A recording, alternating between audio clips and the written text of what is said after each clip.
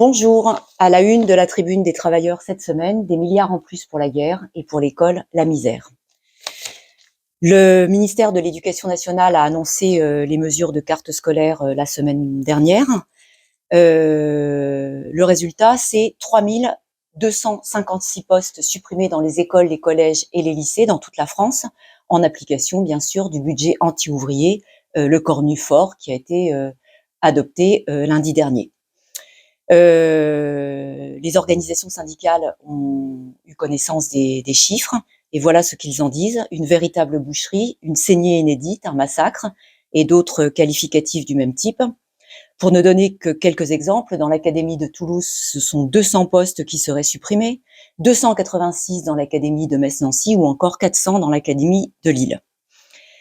Alors, sans attendre une quelconque consigne, dans plusieurs départements, les enseignants avec les parents souvent se mettent en grève. C'est le cas dans les Côtes-d'Armor. Il y a une grève qui est appelée demain par toutes les organisations syndicales enseignantes, non seulement sur la question du manque d'AESH, mais ce qui a mis le feu aux poudres, c'est l'annonce des suppressions de postes, puisque dans l'académie de Rennes, il y a 86 postes supprimés dans le premier degré et 181 postes dans les collèges et lycées.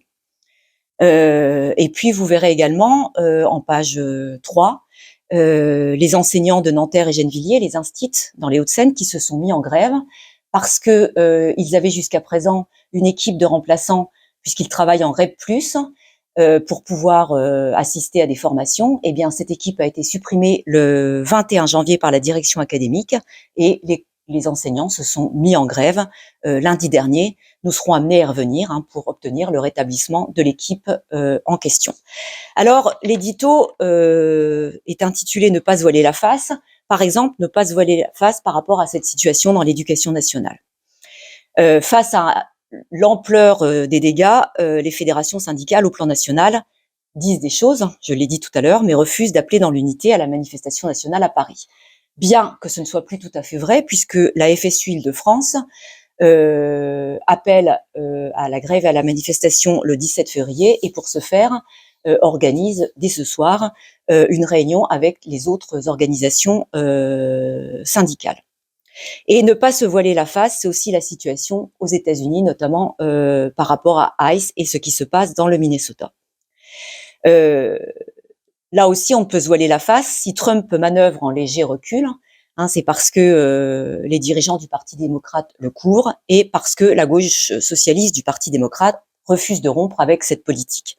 Et que par ailleurs, la principale organisation syndicale n'appelle pas à la grève contre la politique meurtrière de Trump.